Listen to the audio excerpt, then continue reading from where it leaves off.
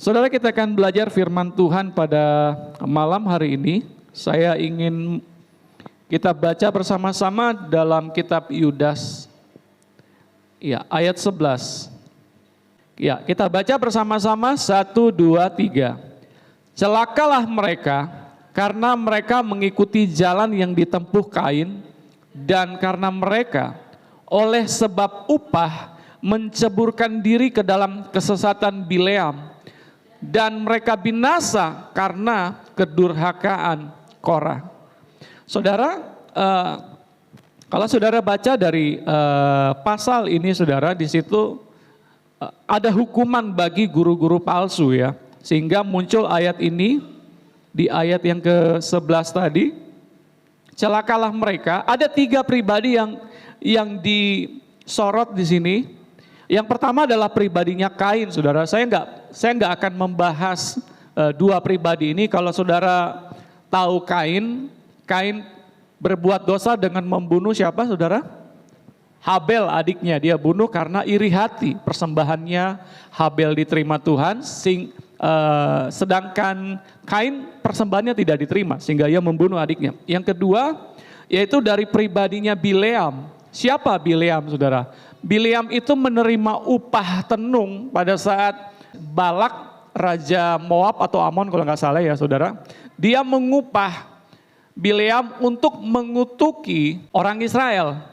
Nah, tapi yang terjadi, saudara, Tuhan itu taruh perkataan Tuhan ke mulut Bileam, sehingga yang keluar itu bukan kutuk tetapi berkat, saudara. Ini upah, ya, dia menjadi hamba upahan. Yang ketiga, saudara, yang akan saya sorot di sini adalah pribadi dari Korah di sini, dan mereka binasa karena kedurhakaan seperti Korah. Kita akan belajar bersama dari, saya ingin kita tahu latar belakang Korah itu seperti apa, saudara. Siapa itu Korah?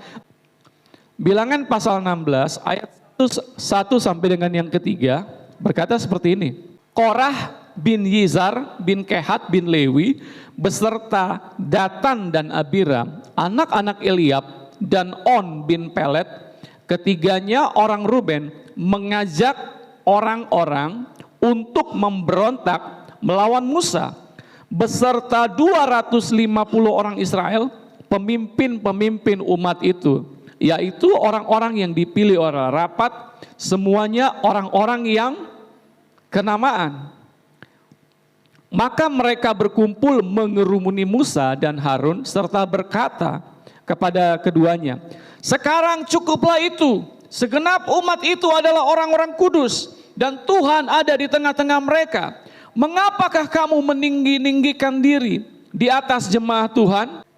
Jadi latar belakang yang disorot dari kitab Yudas tadi, saudara, yaitu Korah. Siapa Korah? Korah itu orang yang memprovokasi orang lain karena dia ngiri sama Musa, ya. Dia bilang gini, kok Musa bisa dipakai Tuhan, masa kita enggak sih? Mereka menuntut jabatan imam, ya, sehingga mereka menghasut orang lain. Selain Korah ada Datan dan Abiram. Selain itu, saudara, ada 250 pemimpin umat Israel yang terhasut, yang terprovokasi dari seorang Korah. Dia hasut 250 pemimpin orang Israel untuk bersama dengan Korah dan timnya untuk demo kepada Musa. Ya. Kalau saudara baca di kitab Bilangan ini, saudara, saya temukan ada beberapa kasus di sini. Saya nggak banyak menceritakan, tapi ada 3 hal yang ingin saya sorot di sini.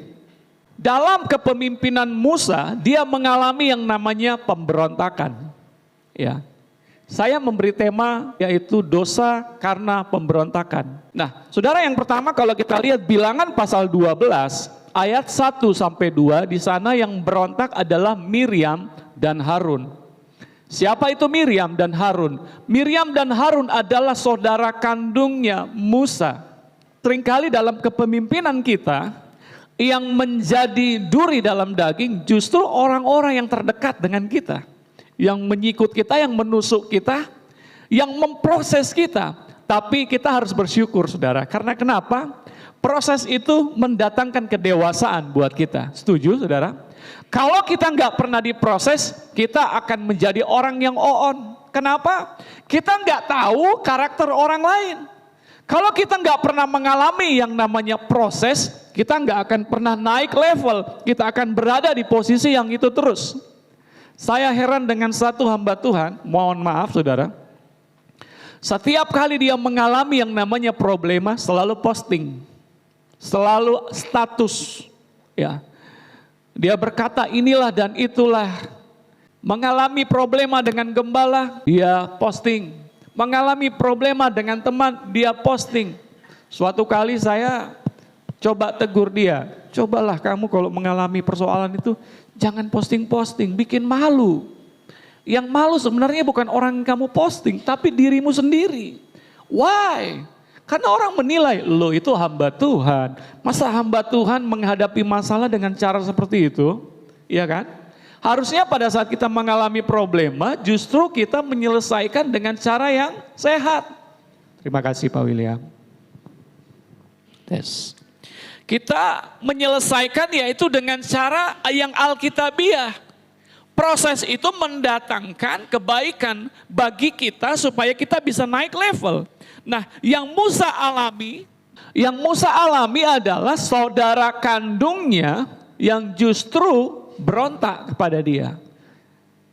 Saudara kalau lihat secara umur, secara usia, ya, Miriam dan Harun itu lebih senior dari Musa. Kalau saudara baca kisahnya, jadi pada saat Fir'aun membunuh bayi-bayi orang-orang Ibrani, orang-orang Israel pada saat itu, Musa adalah salah satu yang diselamatkan, yang ditaruh dalam keranjang, lalu ditaruh di sungai dan dibawa air. Kemudian putri Firaun yang menerimanya. Wah, terima kasih. Boleh pesan sirup kah? Permisi saya minum dulu ya.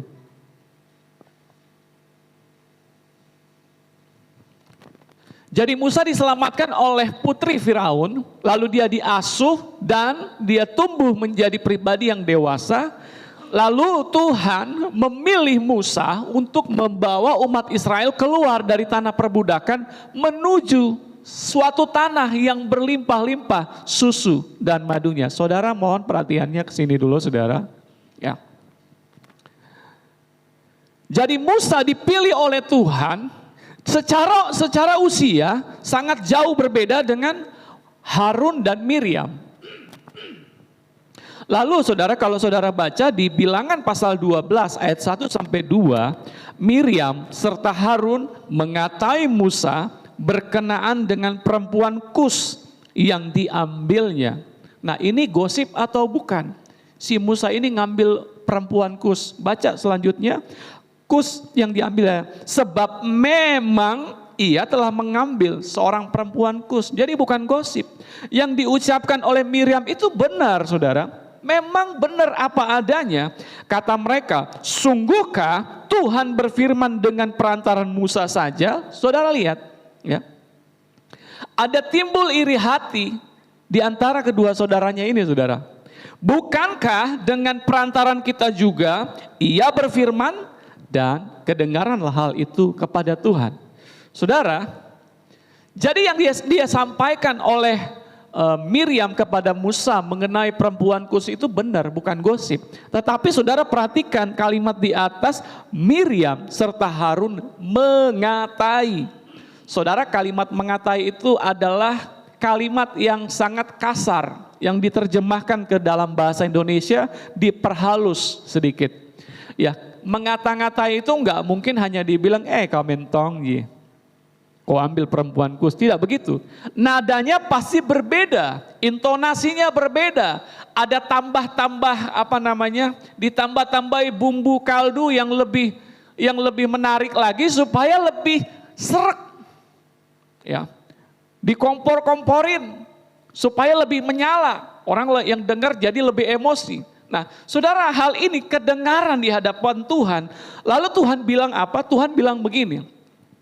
Kumpul semua kalian bertiga, sini. Tuhan panggil.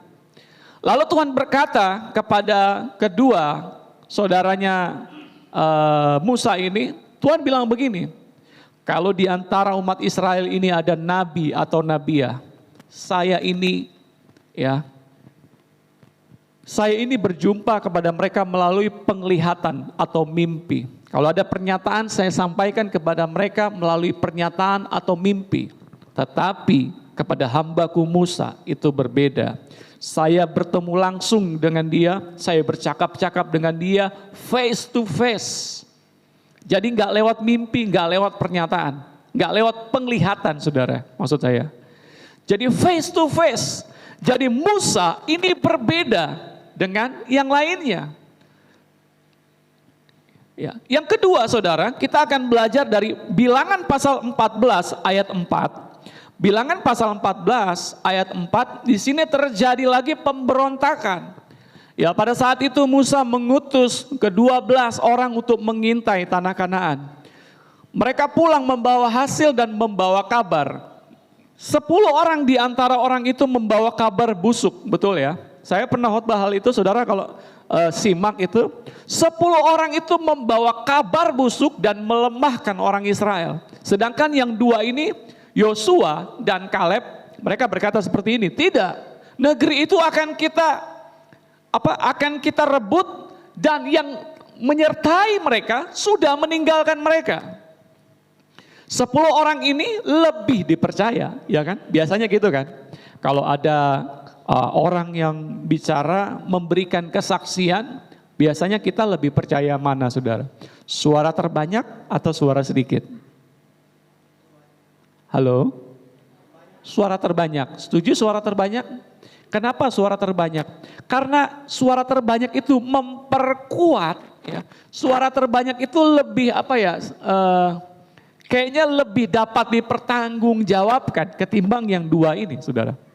Nah, ketika yang 10 orang ini menceritakan semuanya kepada orang Israel itu jadi kecut dan tawar hati, sehingga mereka itu berontak. Saudara lihat, kita baca Bilangan 14 ayat 4 dan Bilangan 14 ayat 37. Ayat 4 dulu. Dan mereka berkata seorang kepada yang lain, baiklah kita mengangkat seorang pemimpin lalu pulang ke Mesir. Ini pemberontakan, saudara. Pemberontakan terjadi, mereka mau cari pemimpin yang baru untuk membawa mereka. Nggak usah masuklah ke tanah perjanjian, bohong, hoaks saja itu. Lebih baik kita pulang ke Mesir, karena di Mesir itu banyak susu dan madunya, ya. Kita bisa makan mentimun dan lain sebagainya, banyak persediaan bekal di sana. Sedangkan kita di jalan ini udah kekeringan, udah haus, udah lapar. Tidak ada apa-apa, padahal setiap hari mereka melihat mujizat. Ya, mereka lihat penyertaan Tuhan. Pada siang hari mereka lihat penyertaan Tuhan dalam bentuk awan, sehingga mereka berjalan tidak kepanasan di padang gurun. Pada malam hari mereka melihat kemuliaan Tuhan. Ya, mereka melihat penyertaan Tuhan dengan tiang api, sehingga mereka nggak kedinginan jalan di padang gurun. Saya nggak pernah sih, saudara, ke Israel, jadi saya nggak tahu suhunya di sana seperti apa. Tapi yang saya lihat biasa di postingan teman-teman, kalau ada musim dingin itu, saudara, mereka pakai jaket tebal. Nah, pakai jaket yang tebal. Kalau nggak pakai jaket, bisa kedinginan, ya, dan bisa apa lagi? Demam tulang, apalagi tuh? Ada istilah kesehatannya itu. Hipotermia, betul, ya, ada ibu kesehatan di sini. Hipotermia, ya, itu bisa mati kedinginan. Nah, tapi Tuhan itu menyertai orang Israel pada saat itu dengan tiang api, sehingga mereka nggak sampai hipotermia, saudara. Saudara lihat, orang-orang yang berontak, apa yang mereka temukan, apa yang mereka dapatkan. Kalau saudara baca dari kisahnya si Miriam, saudara, Miriam itu kena kusta dan dia diasingkan selama 7 hari. Saudara tahu kusta? Kandala. Tahu kandala? Pupuk kita ngana. Yang begini utuh-utuh tiba-tiba tinggal begini mami aja. Kena kusta, lalu dia dikucilkan, saudara. Kata dikucilkan itu sangat tidak enak. Saudara, kalau pernah kita tahu dulu waktu zaman corona melanda bumi ini, Kalau kita dengar tetangga kita kena corona, pelan-pelan rumah cepat-cepat, jangan sampai masuk ke dalam rumah kita. Jangan sampai ada udara dari sebelah masuk ke dalam rumah kita. Nanti kita terjangkit, ya kan? Jadi orang yang kena corona pada saat itu saudara, itu dikucilkan. Mereka malu kalau kena corona. Nah sama dengan yang dialami oleh Miriam, dia dikucilkan saat itu. Ya, dia mendapatkan upah dari ulah yang dia buat kepada hamba Tuhan ini, Musa. Dari Bilangan 14 ayat 37 ini ketika 10 orang itu berontak, ya, mereka menghasut orang-orang lain untuk tidak mempercayai Kaleb dan Yosua. Saudara, yang terjadi di ayat yang ke-30, orang-orang itu mati kena tulah di hadapan Tuhan. Saudara, sungguh dosa pemberontakan itu akan benar-benar membuat Tuhan itu murka. Ya, setuju saudara? Jadi jangan pernah kita berontak di hadapan Tuhan. Ya. Korah, Datan dan Abiram, siapakah mereka? Saya coba cari data tentang Korah, Datan dan Abiram. Rupanya mereka itu gini saudara. Korah, Datan dan Abiram itu mereka adalah orang yang menjadi pengawas ketika orang Israel itu diperbudak di Mesir. Jadi mereka itu dipercayakan oleh orang Mesir untuk jadi pengawas atau mandor. Ya, kepala tukang tapi di atasnya lagi mandor saudara. Ayo kerja, angkat. Ini pemalas ini. Nah, itu mandornya saudara. Korah, Datan dan Abiram. Mereka merasa gini, mereka merasa punya andil waktu zaman penjajahan. Seringkali gini saudara, orang yang merasa punya andil dalam gereja, justru orang yang biasanya mudah untuk berontak. Ketika ada keinginannya yang tidak dipenuhi, ketika ada kemauannya yang tidak ditanggapi, dia pecu, dia pindah gereja. Saya heran saudara, pernah terjadi juga di tengah-tengah gereja kita. Dia keluar dari gereja, dia pergi ke rumah jemaat untuk menghasut keluar dari gereja. Tapi saya bersyukur puji Tuhan, jemaat-jemaat itu semuanya dewasa. Ya, karena kenapa saudara? Firman yang selalu disampaikan itu dapat diterima, diserap dengan baik sehingga jemaat itu dapat bertumbuh. Sehingga datang ujian pun untuk menggeser iman mereka, mereka berkata tidak, kami akan tetap bergereja di satu tempat. Why? Kalau kita pindah gereja sama aja saudara. Ya, pindah ke gereja A masalahnya sama, pindah ke gereja B lain lagi masalahnya, gereja C masalah juga. Cek percek rupanya yang bikin masalah orang yang pindah itu saudara. Yang inilah yang dialami Musa dalam kepemimpinan Musa membawa bangsa Israel keluar dari tanah perbudakan kepada tanah perjanjian. Dia mengalami yang namanya pemberontakan orang-orang yang dipimpin olehnya. Tapi satu hal yang saya ingin sampaikan buat setiap kita saudara, orang yang dipilih oleh Tuhan, orang yang disakiti oleh orang ini, pemimpin yang disakiti oleh orang yang dibawanya, hati-hati saudara. Kalau hamba Tuhan mengadu kepada Tuhan, selesai ngana. Jadi jangan pernah sekali-sekali mengusik orang-orang yang diurapi oleh Tuhan. Saudara tahu doa keluarga, sekarang aku tahu bahwa Tuhan memberi kemenangan kepada siapa? Orang yang diurapinya. Siapa orang yang diurapinya? Saudara dan saya adalah orang yang diurapi Tuhan. Ya. Harun dan Miriam orang yang diurapi Tuhan. Ya. Tetapi ada satu yang khusus yang Tuhan pakai untuk memimpin orang-orang yang diurapi Tuhan itu, yaitu Musa. Dalam satu organisasi ada pemimpin, ada pengurus. Saya bercerita ini saudara, jangan saudara berpikir, kenapa khotbah begitu? Kayaknya lagi ada masalah ya di gereja. Tidak ada masalah saudara, aman, terkendali. Ya, saya menceritakan ini tentang ingin menyaksikan kejadian yang terjadi di Brasil, tapi nanti filmnya belakangan, saudara. Saya ingin menjelaskan dulu di sini tentang pemberontakan. Inilah yang dialami Musa ketika dia mengalami kepemimpinannya. Ada orang yang berontak. Saudara kalau lihat, Musa mengadu kepada Tuhan. Bilangan 16 ayat 15, saudara. Bilangan 16 ayat 15, saudara bisa mundur dulu. Ayat 12. Bilangan 16 ayat 12. Adapun Musa telah menyuruh orang untuk memanggil Datan dan Abiram, anak-anak Eliab. Tetapi jawab mereka, kami tidak mau datang. Jadi pada saat itu Musa udah kesel, saudara. Dia panggil ke dulu itu mereka bertiga ke sini. Saya mau bicara sama mereka. Tapi yang mereka bilang begini, enggak mau aja datang. Apalagi mau datang ke situ. Kau sudah bawa kita capek-capek Miki jalan sejauh ini, katanya mau pergi ke tanah perjanjian yang berlimpah-limpah susu dan madunya. Buktinya sampai sekarang kita kekeringan. Mau makan ini tidak ada, mau makan itu tidak ada. Lebih baik kita pulang ke Mesir. Cukup jamu kepimpin kita. Capek Miki. Kurang lebih bahasanya seperti itu, saudara. Yang terjadi saudara tahu? Ayat 15, lalu sangat marahlah Musa dan ia berkata kepada Tuhan. Hati-hati saudara.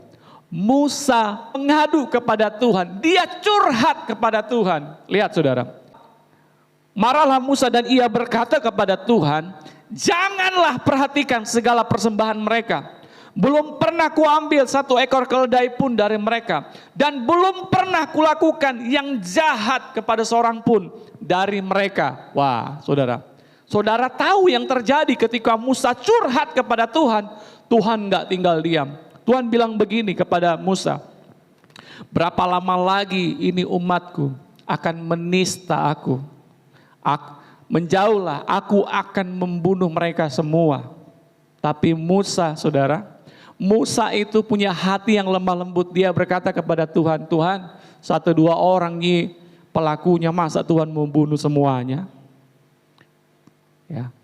Akhirnya saudara, Tuhan bilang begini, oke, kalau begitu, kasih tahu kepada seluruh umat, jauh-jauh kau dari rumahnya Korah, Datan dan Abiram. Jangan kau dekat-dekat. Kapan kau dekat-dekat, kena kau batunya.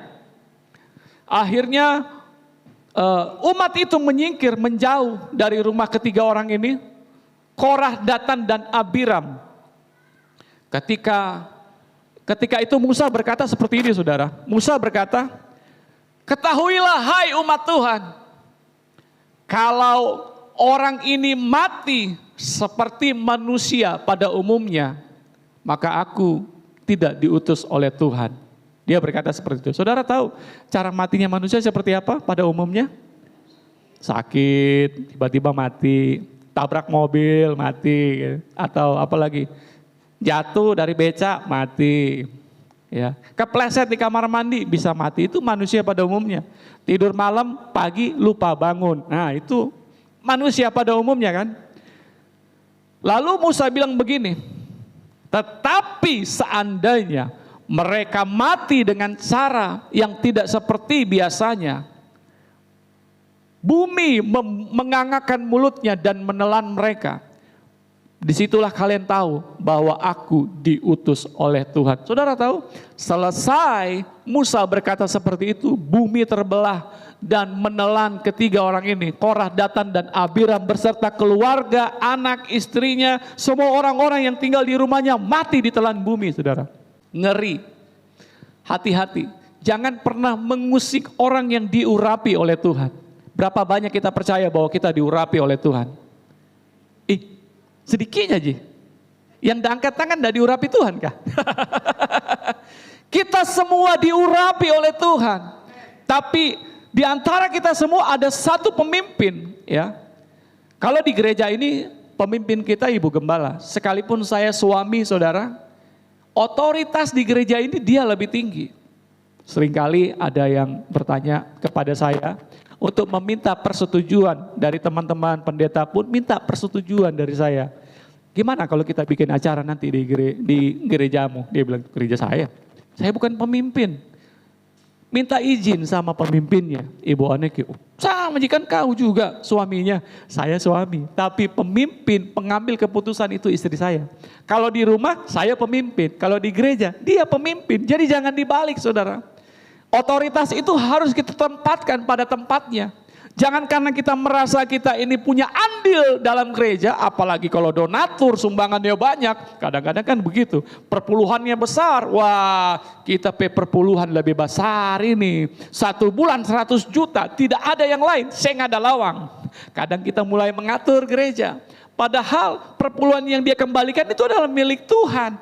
Ya, mau besar mau kecil saudara, itu milik Tuhan. Nah seringkali orang yang punya merasa andil dalam gereja itu ingin mengatur. Tapi saya malam ini ingin menjelaskan kepada setiap kita, tempatkan otoritas pada tempatnya saudara. Musa pada saat itu, waktu dia mengalami yang namanya pemberontakan orang yang di bawahnya, saudara tahu, Tuhan itu tidak tinggal diam. Jadi saudara perhatikan, saudara adalah orang-orang yang diurapi oleh Tuhan. Dimanapun engkau ditempatkan di dalam dunia pekerjaan, dunia bisnis, di sekolah, ya, di kampusmu, engkau adalah orang-orang yang dipakai Tuhan, orang-orang yang diurapi oleh Tuhan. Kalau ada orang yang macam-macam dengan engkau, lalu saudara ngadu kepada Tuhan, selesai dia. Percaya? Kami punya kesaksian. Saya ingin menceritakan kesaksian ini, saudara. Berapa tahun yang silam ketika kami ada di Palopo, ya. Anak kami Iel masih kecil, Tisel baru berapa bulan. Kami diproses dengan orang yang ingin coba memberontak, ya, coba memberontak. Satu orang ini dia tenaga medis, dan dia orang yang mudah untuk terprovokasi. Orang yang memprovokasi dia cuci tangan, biar dia yang selesaikan, dia yang maju. Dia maju, saudara. Mereka coba untuk membuat kami, saya dan istri itu merasa teraniaya secara bukan fisik sih, tetapi secara batin ini saudara, dikorek. Mereka berusaha untuk berontak, mereka berusaha untuk menyikut. Akhirnya saudara, kami mengalah dan kami pindah ke Makassar. Berapa tahun setelah kami ada di Makassar, orang ini di ginjalnya ada batu ginjal. Waktu dia di rumah sakit, besoknya mau dioperasi, dia ingat kepada siapa dia telah berdosa.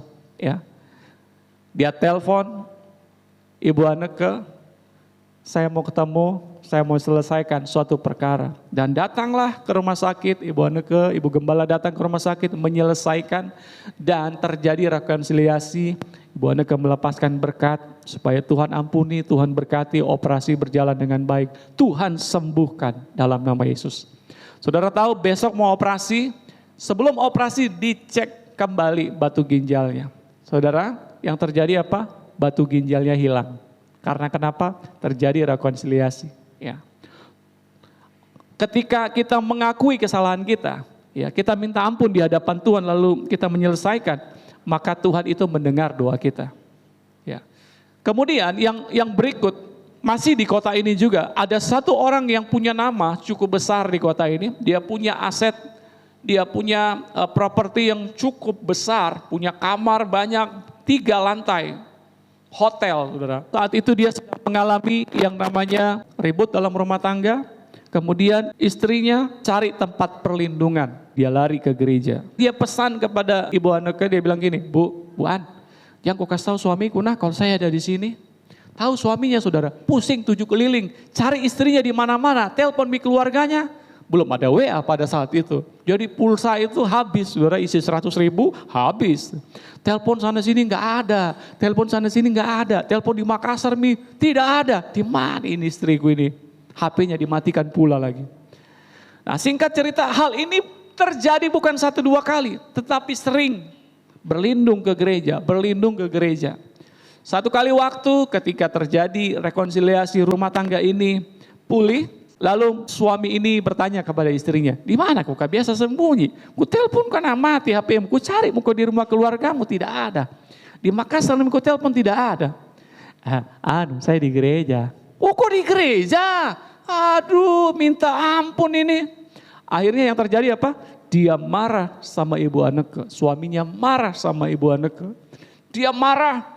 Dia pokoknya menyimpan kepahitan dendam yang begitu besar. Sehingga dia berkata kepada gembala. Pada saat itu saya dan istri koordinator. Jadi gembala itu dari Makassar sebulan sekali datang ke Palopo. Waktu gembala datang dia cerita semuanya. Dia bilang gini, Pak Gembala pokoknya saya tidak mau lihat lagi mukanya itu Anneke. Dia bilang gitu. Saya tidak mau lihat lagi mukanya. Kenapa emangnya? Pokoknya begini. Dia sembunyi, saya punya istri di rumahnya. Pokoknya saya tidak mau lagi dia. Kalau dia masih dipertahankan di gereja, kalau bukan dia yang keluar, saya yang keluar. Dia ngomong kayak gitu. Gembala dengan bijaksana berkata seperti ini, Pak, saya tidak mau kehilangan Bapak. Waktu dia ngomong gitu besar kepalanya. Oh berarti Anneke kami dikasih keluar. Tapi Pak, saya juga tidak mau kehilangan staf saya. Iya dong.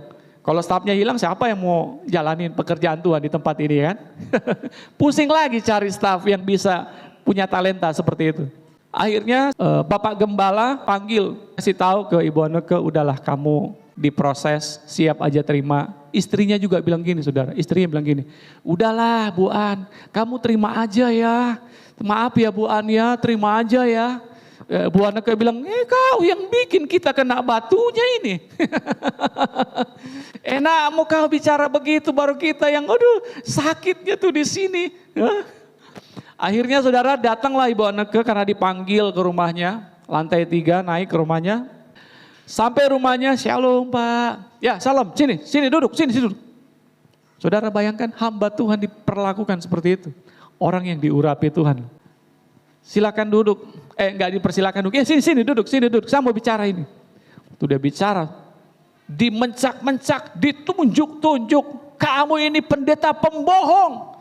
Saya percaya kau selama ini ternyata kau pendeta pendusta. Pokoknya dimaki-maki, ditunjuk-tunjuk saudara. Sama seperti peristiwa Miriam mengata-ngatai Musa.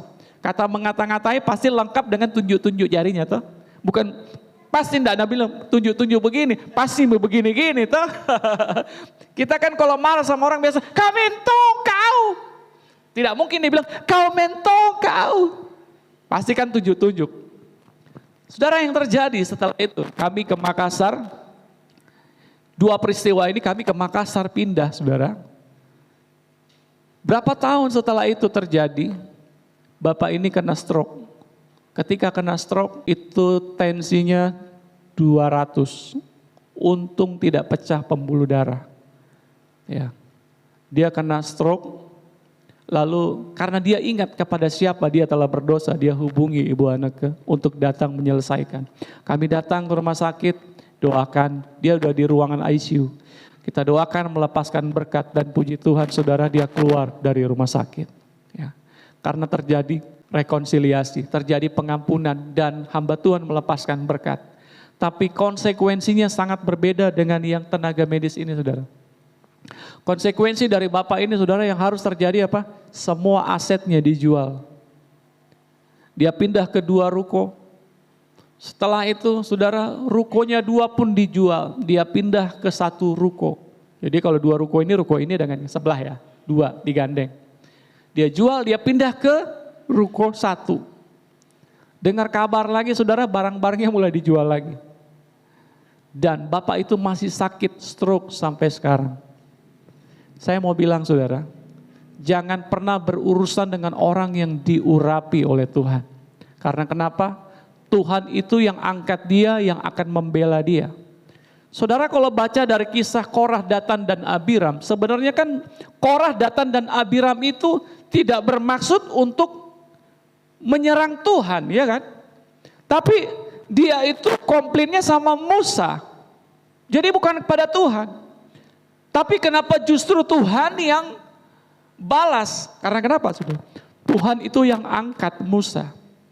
Berarti kalau ada yang apa-apain Musa, Tuhan itu akan menjadi pembela buat Musa. Saya mau berkata kepada saudara malam hari ini, kalau Tuhan yang angkat saudara dimanapun saudara berada, kalau ada orang yang usik saudara, dia Bapa kita yang akan menolong kita. Setuju katakan amin. Dia Tuhan yang akan menjadi pembelamu, engkau enggak usah takut. Yang perlu kau lakukan adalah hidup benar di hadapan Tuhan. Setuju? Hiduplah benar. Berjalanlah dalam jalan Tuhan. Sehingga pada saat ada orang untuk menzolimi engkau, ada orang untuk menjatuhkan engkau, saudara berusaha menjatuhkanmu, Dia Tuhan yang akan membela kita. Saudara kalau lihat kisahnya Ahok, bagaimana dia dizolimi dengan berbagai-bagai orang. Dia bilang apa, saudara? Tuhan yang saya sembah, Dia akan membela saya. Kita lihat aja nanti ke depan. Dan itu mulai terbukti satu persatu. Kepada orang yang diurapi oleh Tuhan, ada penyertaan Tuhan. Kepada orang yang diurapi oleh Tuhan, ada pembelaan Tuhan. Kepada orang yang diurapi oleh Tuhan, ada kemenangan yang gilang gemilang. Yang percaya katakan amin. Yang percaya tepuk tangan bagi Tuhan kita Yesus Kristus. Amin. So, saudara nggak usah takut berjalan bersama dengan Tuhan. Karena Tuhan itu menyertai saudara. Satu kesaksian lagi saudara. Berapa tahun lalu saya mengikuti kegiatan ibadah Natal di salah satu gereja yang ada di Palopo. Gerejanya itu tidak terlalu besar sehingga undangan banyak membeludak. Jemaat memilih mengalah untuk duduk di luar. Di antara jemaat itu ada juga jemaat simpatisan. Ya, jemaat simpatisan yang sering datang ke gereja tersebut. Lalu juga merasa punya andil dalam gereja. Biasa nabur, biasa nyumbang. Lalu dia merasa punya andil dalam gereja itu saudara. Waktu firman Tuhan disampaikan, jadi jemaat ini karena dia duduk di luar tidak dengar ini suara pendeta yang sementara khotbah. Dia tidak dengar dengan jelas karena cukup jauh ke belakang. Sehingga yang terjadi mereka ngobrol di luar, ceritalah ini dan itu, nggak dengar firman Tuhan. Akhirnya karena mereka lihat waktu lama banget ini khotbahnya, orang sudah mulai lapar ini. Mereka udah mulai gerasak-gerusuk dan satu pahlawan kesiangan ini saudara terprovokasi yang merasa andil dalam gereja. Bagus kalau dia jemaat atau dia pengurus atau dia ketua panitia. Tapi dia bukan siapa-siapa, cuman simpatisan, ya bukan pula jemaat. Tahu yang terjadi apa? Karena waktu khotbahnya itu lama, saudara yang terjadi apa? Dia dari belakang maju ke pintu gereja, dia kasih kode seperti ini. Dia bilang apa? Pak pendeta berhenti Jo, terlalu lama ngana khotbah. Karena pendeta udah lihat petunjuk dari belakang aba-aba untuk segera menyelesaikan khotbahnya, ya pendeta kan gak langsung amin kan, pasti disusun dulu strategi klimaksnya seperti apa supaya firmannya ini jelas. Oke lah mungkin pendetanya bilang oke tunggu sebentar lagi. Nah, tapi pendetanya nggak ngomong seperti itu.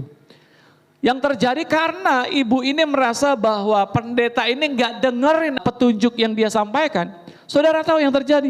Dia maju lagi sampai ke tengah. Jadi jemaat yang lain itu lihat, dia maju sampai ke tengah, dia jalan. Dia kasih kode seperti ini. Pak pendeta berhenti jongana. Saudara tahu Pak pendetanya ini langsung tutup, dia bilang Tuhan ampuni kami Tuhan, ampuni kami Tuhan.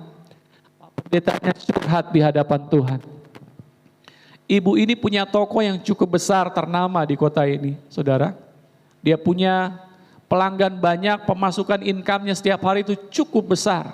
Tapi saudara tahu sekarang dia pindah ke Jakarta dan mengadu nasib di Jakarta. Karena kenapa? Tokonya dijual. Why?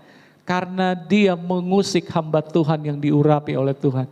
Saudara kalau mau tegur pembicara, mungkin kalau saya kelamaan khotbah, alangkah baiknya saudara kasih saya kertas. Supaya saya bisa baca, ya kan? Ini main dari belakang, berhenti. Gak sopan namanya saudara.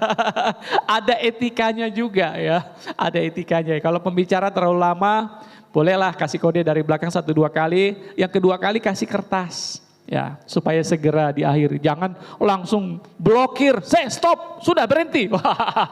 Itu kasus. Yang terjadi Tuhan bela firman-Nya.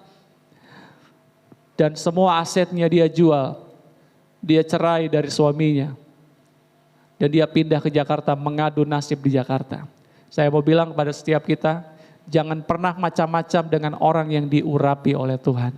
Kalau engkau tahu dirimu diurapi oleh Tuhan, saudara, percayalah Tuhan itu pasti akan bela saudara. Amin.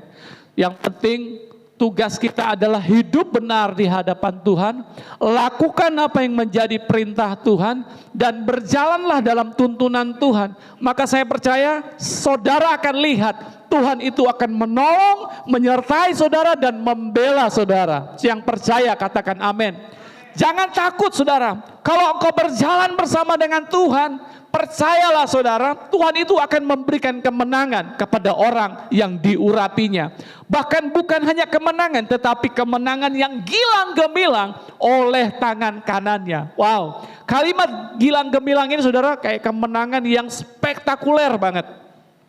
Yang wah banget, yang membuat kita itu happy banget. Pada saat kita menerima kemenangan, kita akan punya aksen tubuh kita itu berbeda ya. Kita akan bersorak beda dari biasanya. Kalau kita mungkin dapat undian lotre menang 2 juta, hehehe, puji Tuhan 2 juta. Tapi kalau dapatnya 2 miliar, kira-kira gimana saudara? Wah, haleluya, Tuhan terima kasih. Beda kan? Jadi Tuhan itu memberi kemenangan yang gilang gemilang oleh tangan kanannya. Saudara jangan takut, jangan khawatir. Kalau engkau hari ini seorang pemimpin, engkau sedang mengalami orang yang kau pimpin itu berontak kepadamu. Kalau engkau mengadu kepada Tuhan, saya percaya orang itu segera diselesaikan oleh Tuhan. Kalau ada orang-orang yang macam-macam dengan engkau mengadu kepada Tuhan, saya percaya orang itu akan berurusan dengan Tuhan. Yang percaya katakan amin. Jangan takut, jangan khawatir, berjalan bersama dengan Tuhan. Maka engkau akan lihat penyertaan Tuhan terjadi dalam hidup kita semua. Yang percaya katakan amin. Saya tidak perpanjang firman Tuhan, biar firman Tuhan malam hari ini memberkati setiap kita. Mari saudara, jangan jadi pemberontak, tapi jadilah orang yang submit. Ya, pemain musik boleh maju ke depan. Submit itu apa? Penundukan diri. Tunduk kepada otoritas. Apapun yang otoritas katakan, orang yang di atas saudara yang memimpin saudara yang dikatakan, saudara belajarlah untuk submit. Saudara, dalam pelayanan itu seringkali kita banyak lika-liku dalam pelayanan. Ya, apalagi dalam tim musik, pujian dan penyembahan itu biasa anggota-anggotanya sangat sensitif. Sangat sensitif saudara. Ya. Tapi saya mau bilang begini, ketika kita melayani Tuhan, ketika kita memberi diri kita untuk melayani Tuhan, proses itu nggak akan pernah hilang. Tapi kalau kita mau belajar submit di hadapan Tuhan, tunduk kepada pemimpin kita, maka saya percaya Tuhan itu akan mempromosikan kita. Tuhan itu akan bawa kita naik menjadi kepala dan bukan menjadi ekor. Kita tunduk kepala, kita berdoa bersama-sama.